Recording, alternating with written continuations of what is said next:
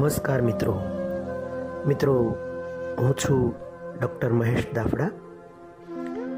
મિત્રો, સ્વાતંત્ર્ય સંગ્રામના શૂરવીરો એ ઉપક્રમમાં ફરી એકવાર આપ સૌને વંદન સહ આવકારું છું. મિત્રો, આ દેશની ધરતી चंदन है इस देश की मिट्टी, तपोभूमि हर गांव है, हर बाला देवी की प्रतिमा, बच्चा बच्चा राम है. એક એવી ઉર્જાવાન આ ધરતી અને એમાંય એવા શૂરવીરો, એવા સપૂતો, એના વિશે મારે તમને વાત કરવી છે. આજે હું વાત કરીશ આવા જ એક ક્રાંતિકારી, અને એ છે રાજગુરુ. મિત્રો, રાજગુરુનું પૂરું નામ શિવરામ હરિ રાજગુરુ હતું. મિત્રો, તે મહારાષ્ટ્રના પુના પાસેના ખેડા ગામમાં તેઓનો જન્મ થયો હતો. મિત્રો, બચપણથી જ એમની અંદર એક ક્રાંતિકારીનો એવો પવન ફૂંકાયો હતો કે આ દેશના અંગ્રેજોને કોઈ પણ રીતે આ દેશમાંથી ભગાડવા માટેના વિચારો તો તેમને બચપણથી જ આવતા હતા. ધીરે ધીરે તેઓ જ્યારે મોટા થાય છે ત્યારે સૌથી પ્રથમ તેઓએ નક્કી કર્યું કે ભારતમાં રહી ભારતીય હોવા છતાં પણ અંગ્રેજો સાથે પોતાના સ્વાર્થ ખાતર જે ગદ્દારો છે એને ખતમ કરવા જોઈએ. ખૂબ સરસ એના મગજના આ વિચારો કે આ દેશ ગુલામ ગદ્દારોને કારણે જ થયો છે. ત્યારે એક દિવસ એવું પણ બન્યું કે એક ગદ્દાર તેની નજરમાં ચડી જાય છે અને રાજગુરુ એ ગદ્દારનો પીછો કરે છે અને એને ગોળી મારી અને મૃત્યુને ઘાટ ઉતારી દે છે.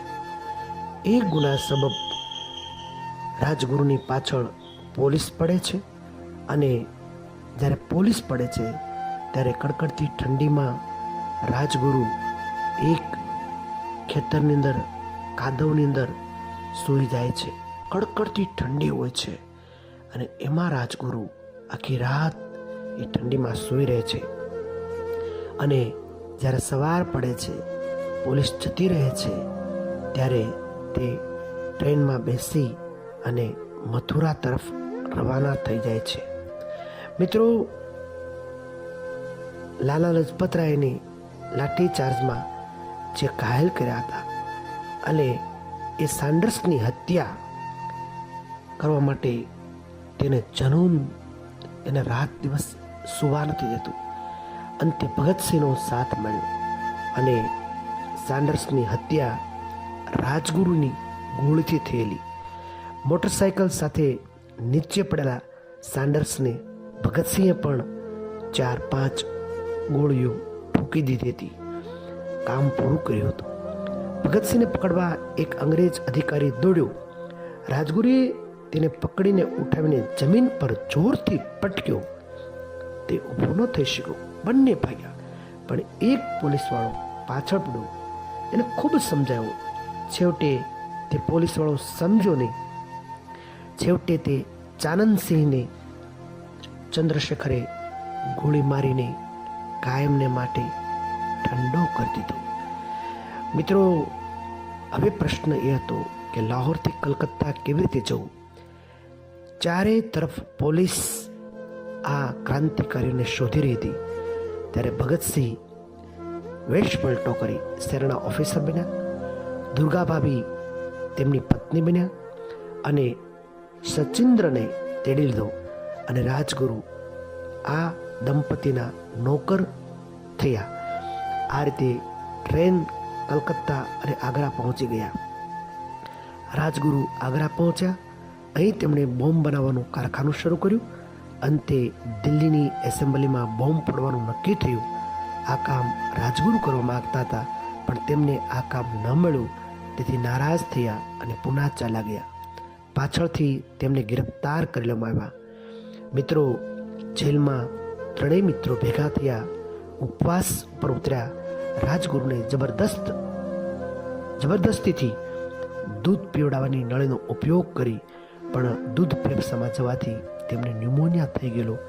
અંતમાં બધાએ પારણા કર્યા, પણ યતીન્દ્રદાસે પારણા ન કર્યા, તેથી તે જેલમાં જ શહીદ થઈ ગયા. અને દોસ્તો, આવા વીર સપૂત રાજગુરુને 23મી માર્ચ 1931ના રોજ ભગતસિંહ, સુખદેવસિંહ અને રાજગુરુને લાહોરની જેલમાં ફાંસીએ લટકાડી દેવામાં આવ્યા. મિત્રો, આવા વીર સપૂતોને આપણે અચૂક યાદ કરીએ, તેની શહીદીને આપણે યાદ કરીએ અને નવી પેઢી સુધી આ ક્રાંતિકારીઓના ઇતિહાસને પહોંચાડી આપણે પણ મા ભૌમનું ઋણ અદા કરીએ તેવી પ્રાર્થના સાથે ભારત માતા કી જય. વંદે માતરમ.